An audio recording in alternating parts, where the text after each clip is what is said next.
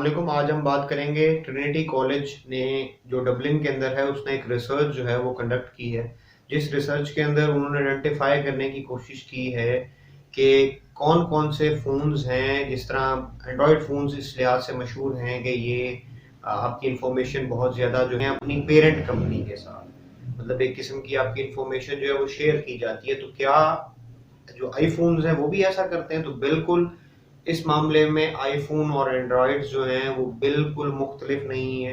ये सारे के सारे जो हैं आपकी इंफॉर्मेशन जो है अपनी पेरेंट कंपनी के साथ शेयर करते हैं, जिसमें जो है आपका डिवाइस का IMEI नंबर होता है।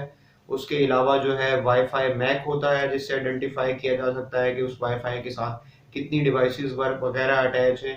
उसके अलावा इसके अंदर सिम इंसर्ट की गई है, नहीं की गई, और कुछ चीज़ें जो हार्डवेयर कॉन्फ़िगरेशन से रिलेटेड हैं, जो हार्डवेयर के कुछ नंबर्स वगैरह होते हैं, और ये एवरी 4 आवर्स होता है या एवरी डे होता है, डिपेंडिंग अपॉन द यूसेज और depending on upon the internet connectivity. तो ये सारी चीज़ें जितनी भी ये कंपनीज हैं स्मार्टफोन की, ये बिल्कुल शेयर करती हैं। अब ये क्यों करती हैं या कैसे कर पाती हैं? देखें, जब भी हम एक्सेप्ट करते हैं इनकी टर्म्स एंड कंडीशन, तो उसके अंदर ये मेंशन्ड होता है, क्योंकि हम वो पढ़ते नहीं हैं इस वजह से।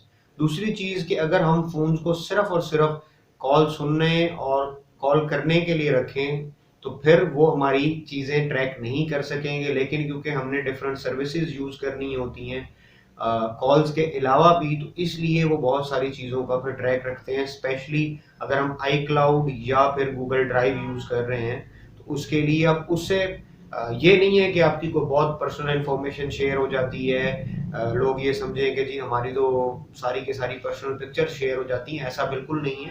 आपकी ये सिर्फ लिमिटेड जो चीज़ें हैं ये शेयर की जाती हैं। तो दिस